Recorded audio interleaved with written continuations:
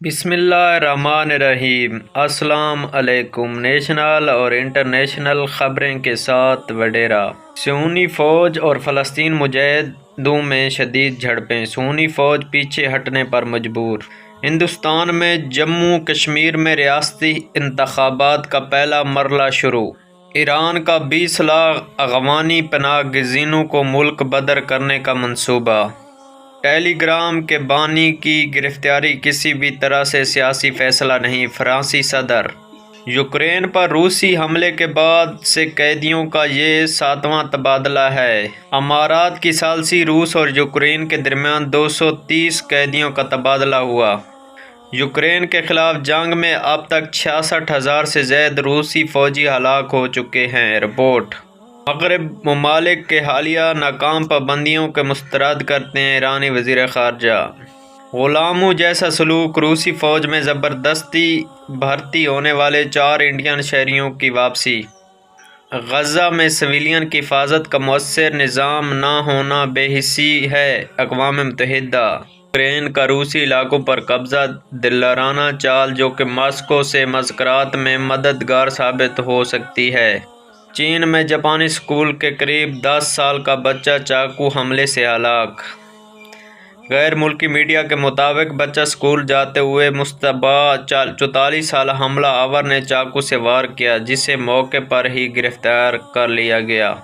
پاکستان کی نمائندگی کے ایل فٹ بالرز نے لاکھوں یورو کی اسرائیلی پیشکش ٹھکرا دی۔ مجھے اگر $500 ملین کی معاہدے کی پیشکش بھی ہوتی تو میں بھی اسرائیل کا کلب جوائن نہیں کرتا۔ چین کی مدد سے سب سے بڑے 1200 میگا واٹ ایٹمی بجلی گھر کی تعمیر شروع۔ پاکستان 2030 تک چین کے تعاون سے 4730 میگا واٹ سستی اور شفاف بجلی پیدا ہونے لگے گی۔ شیخ حسینہ کے متعلق ابھی کچھ بھی طے نہیں ہوا۔ بھارتی وزیر خارجہ نے کہا ہے کہ بھارت شیخ حسینہ حکومت کے زوال کے بعد بنگلہ دیش کی صورتحال پر قریبی نگاہ رکھے ہوئے ہے۔ بنگلہ دیش میں اقلیتوں پر حملے کی اطلاعات پر فکر مند ہیں، یورپی یونین کے سفارتکار۔ بنگلہ دیشی بولر حسن محمود نے بھارتی بیٹنگ لائن تباہ کر دی۔ بنگلہ دیش۔ میانمار میں تشدد کی لہر، ہزاروں روہنگیا مسلمان بھاگ کر بنگلہ دیش پہنچ گئے۔ اگست میں پاکستانی $5 کروڑ سے زائد کی چائے پی گئے۔ لبنان میں ہونے والے سائبر حملوں میں امریکہ ملوث نہیں، ترجمان وائٹ ہاؤس۔ چین نے 9 امریکی کمپنیوں کے اثاثے منجمد کر دیے۔ اسرائیلی کابینہ نے وزیر اعظم اور وزیر دفاع کو حملہ شروع کرنے کا اختیار دے دیا۔ اٹلی رومانیہ میں سیلاب، ہزاروں افراد کا انخلا۔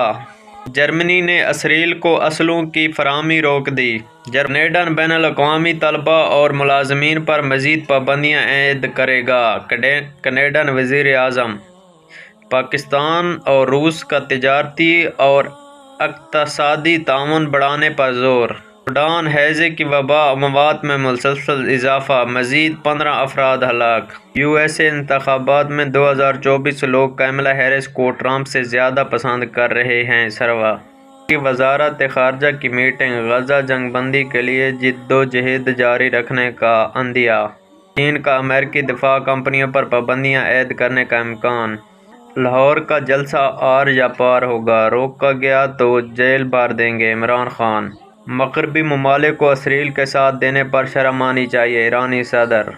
بھارت میں کم ذات ہندو دلت کی بستی کو آگ لگا دی، 80 گھر جل کر مسمار۔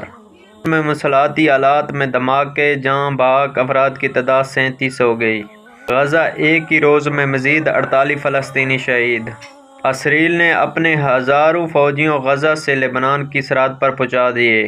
سابقہ ایرانی صدر فسنجانی کی بیٹی 2 سال بعد جیل سے رہا۔ آزاد فلسطینی ریاست کے قیام تک اسرائیل کو تسلیم نہیں کریں گے، سعودی ولی عہد۔ Kabul northern cotton traders union کے سربراہ حاجی دین محمد احمد زئی نے 15,000 ٹن کپاس بیرونی منڈیوں میں برآمد کرنے کی خبر دی ہے۔ 5 برس میں لیے گئے غیر ملکی قرضوں پر $88 کروڑ 91 لاکھ سود ادا کیا گیا۔ پاکستان۔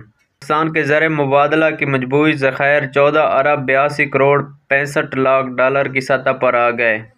سونے کی قیمت پاکستان میں 2,68,500 روپے کی ریکارڈ سطح پر پہنچ گئی۔ تھی نیشنل اور انٹرنیشنل خبریں جو ہم نے آپ تک پہنچائیں۔ ہمارے چینل کو لائک سبسکرائب کر دیں تاکہ ہم ایک دوسرے کے ساتھ جڑے رہیں۔